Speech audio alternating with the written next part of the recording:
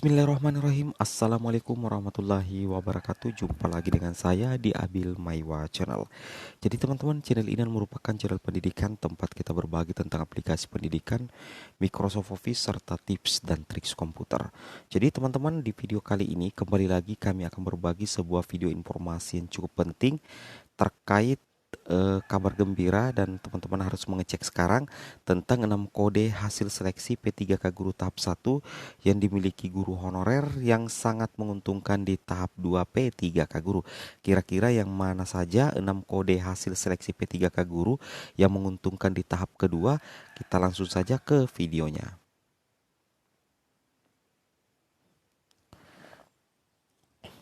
Jadi judul video kita pada hari ini teman-teman ya adalah 6 kategori guru honorer yang berpeluang besar lulus ujian P3K di tahap 2. Kita langsung lanjut saja. Jadi kategori yang pertama adalah pelamar dengan kode XP1, kemudian XP2, dan yang ketiga XP3. Jadi bagi teman-teman guru honorer yang memiliki kode kelulusan di seleksi tahap 1 dengan kode XP1, XP2, dan XP3, itu teman-teman punya kesempatan besar lolos di tahap yang kedua teman-teman ya. Tentunya dengan kode yang seperti ini. Kenapa? Karena ketika teman-teman di kode XP1, berarti teman-teman itu sudah bisa mencapai passing grade awal ya. Jadi teman-teman bisa mencapai passing grade murni. Nah, ketika teman-teman ada di kategori XP2, berarti teman-teman adalah guru honorer yang mendapatkan kebijakan usia 50 tahun ke atas, yang mana teman-teman mendapatkan nilai kompetensi teknis 100% atau langsung dinolkan. Jadi teman-teman auto lulus untuk kompetensi teknis di XP2. Ketika teman-teman berada di kategori XP3 ini, maka teman-teman adalah guru honorer yang mendapatkan penambahan afirmasi di tab Mempan RB yang baru sebesar 10%, dan itu diwujudkan di penurunan passing grade ya. Contohnya guru kelas dari 320 itu menjadi 270, itu masuk dalam kategori XP3. Nah, jadi intinya, jadi bagi teman-teman yang berada di kategori XP1, XP2, dan XP3, itu teman-teman sangat berpeluang besar lolos di tahap kedua ataupun di tahap ketiga. Karena kenapa? Teman-teman ini sudah lolos sebenarnya teman-teman. Teman-teman sudah lulus. Cuman mungkin karena ada dua faktor yang menyebabkan teman-teman gagal menjadi ASN. Yang pertama itu adalah faktor karena formasi tidak ada, atau yang kedua adalah karena nilai kalah saing dengan sesama teman yang juga lolos passing grade. Seperti itu teman-teman ya. Jadi teman-teman tidak usah khawatir, sepanjang teman-teman sudah XP1, XP2, XP3, peluang teman-teman untuk diangkat menjadi guru P3K itu sangat terbuka lebar. Kemudian berikutnya adalah pelamar dengan kode YP1, YP2, dan YP3. Nah, di sini artinya apa? YP1 adalah guru non-induk yang melamar di sekolah lain dan mencapai passing grade murni, seperti itu.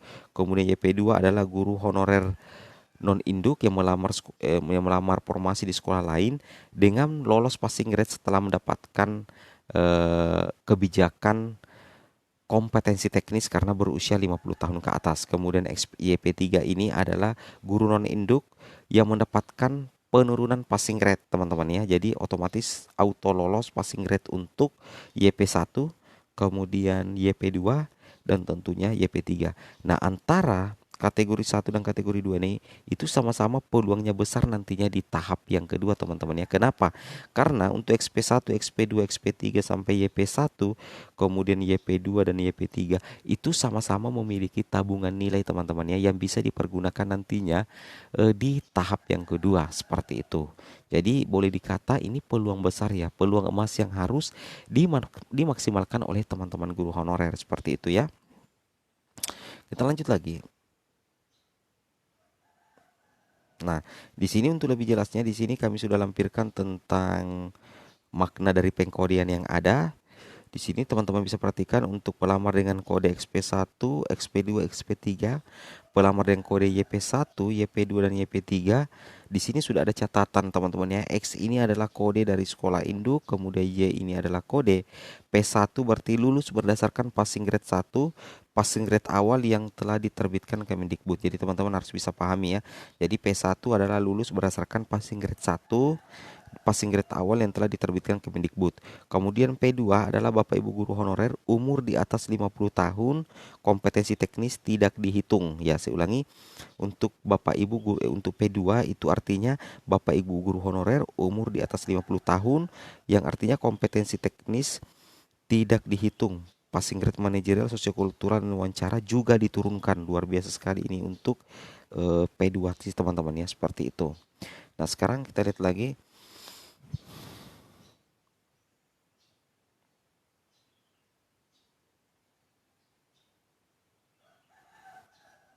Nah, di sini kita lanjut P3, hanya kompetensi teknisnya saja yang diturunkan ya.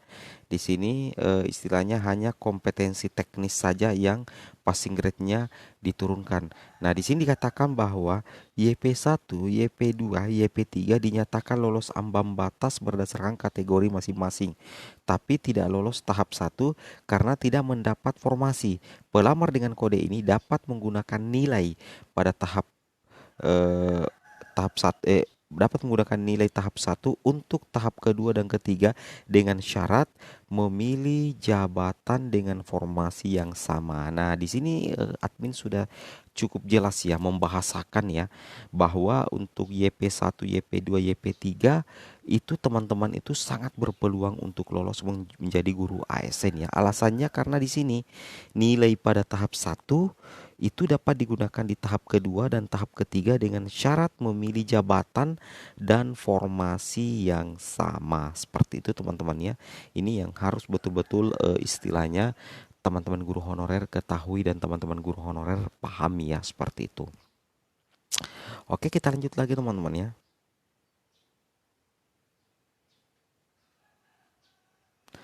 Nah, di sini untuk tahap kedua akan ditentukan dari nilai yang paling tinggi ya. Jadi teman-teman tidak usah khawatir, di sini untuk tahap kedua nanti akan ditentukan dari nilai yang paling tinggi.